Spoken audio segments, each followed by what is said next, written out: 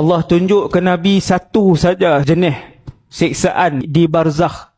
Saya sebut satu je lah, hak Nabi tengok banyak. Allah tunjuk ke Nabi SAW dalam mimpi. Dan mimpi para Nabi itu wahyu. Mimpi para Nabi itu benar. Nabi tengok dalam mimpi salah satu tempat Nabi pi, dia seperti satu rumah yang besar. Tuan-tuan bayang rumah yang besar, contoh macam kawasan ni lah yang kita duduk ni. Lepas tu dia tertutup. Kata Rasulullah, bangunan itu tertutup dan dia ada lorong asap ke atas. Di dalam bangunan itu dia penuhi dengan manusia, laki-laki dan perempuan yang telanjang.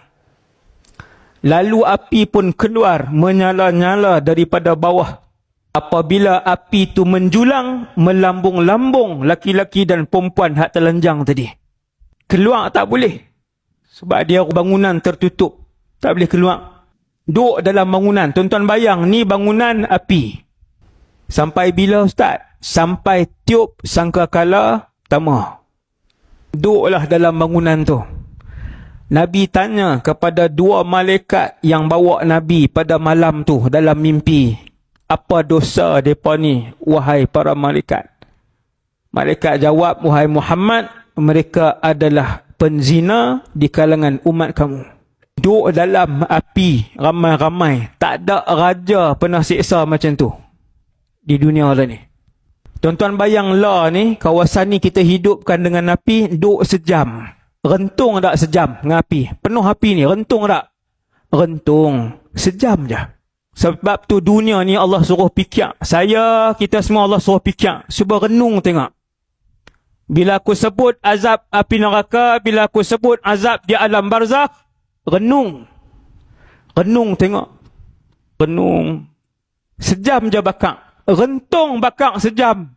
Sekarang ni ada alam barzakh. Lah ni ada di sana alam barzakh. Saya pun tak tahu di mana alam barzakh. Wadi tak tahu. Saya tak tahu. Alam barzakh saya pun tak tahu. Soalan dia malam ni, ada tak orang yang sedang dibakar di alam barzakh? Ya, ada. Waktu kita semua duduk dalam rumah Allah, ada nikmat ibadah, ada nikmat semayang, ada nikmat sebut la ilaha illallah, nikmat makan tadi sebelum maghrib, nikmat makan selepas maghrib, nikmat sujud, nikmat solat, nikmat duduk bawah kipas. Sekarang ada yang sedang dibakar. Dan tiap-tiap hari mereka sebut, Rabbirji'un, wahai Allah, boleh tak kembalikan kami untuk kami sujud di dalam masjid ni? Wahai Allah, boleh tak kembalikan kami untuk kami puasa dalam Ramadan yang kami tinggal dulu? Dan ada yang sebut, wahai Allah, boleh tak kembalikan kami? Tiap-tiap hari dia sebut. Siapa dia? Kami nak bayar zakat. Dulu aku tak pernah bayar zakat, wahai Allah, walaupun perniagaan aku besar. Hari-hari sebut. Kita malam ni dengan nikmat dan kasih sayang Allah, Allah buat main kita. Tuan-tuan bukan nak main tengok saya, bukan dapat duit apa pun. Yang bawa tuan-tuan malam ni Allah Subhanahu Wa Ta'ala.